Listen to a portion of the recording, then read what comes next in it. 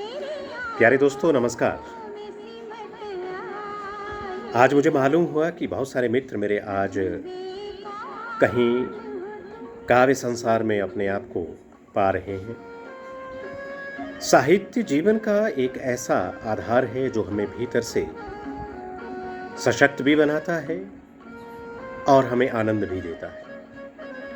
बहुत सारे मित्रों का ये आग्रह है कि कविता के बारे में, गज़ल के बारे में और साहित्य के बारे में हम 1-2 मिनट चर्चा करें, क्योंकि वास्तव में जो हमारा जीवन है वो तकनीक और इस अपनी ऊहपों में इतना ज़्यादा बंध चुका है कि हम अपने को भूलते जा रहे हैं।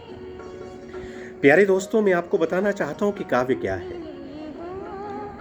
काव्य आनंद है। काव्य शब्दों का एक ऐसा पुष्प है, एक ऐसा फूल है जो हमें खुशबू देता है। काव्य हमारे जीवन की वो धार है जो कभी कभी तिखट भी है तो कभी तलवार भी है। काव्य सागर से गहरा अर्थ भी है और आकाश से विस्तृत विस्तार भी है।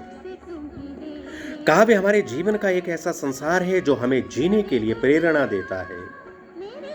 काव्य आशा है, काव्य उमंग है, काव्य तरंग है, काव्य प्रसन्नता है, काव्य उल्लास है। काव्य वो एक ऐसा रस है जो हमें भीतर से प्रफुल्लित करता है, हर्षित करता है, आत्मबल से लबरेज करता है। इसलिए साहित्य को पढ़ने से व्यक्ति अपने भीतर के जो कलुषित भाव है, विचार है, उससे वो प्रक्षालित होकर के, रेचित होकर के पुनीत भाव में समाज के समक्ष आता है।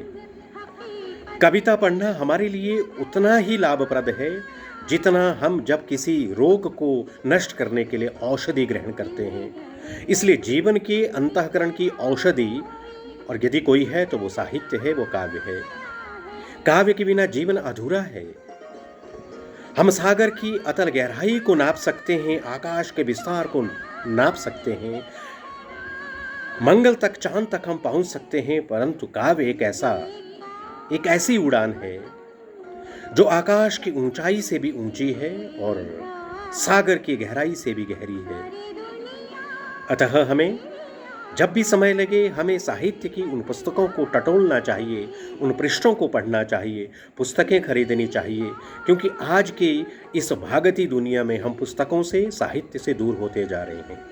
आइए हम इस साहित्य के रस को अपने भीतर समा के अपने जीवन को सफल बनाने की एक चेष्टा करें, तभी हम आंतरिक तनाव से मुक्त हो सकते हैं। आप सभी सुखी रहें, स्वस्थ रहें। बहुत बहुत धन्यवाद। नमस्कार।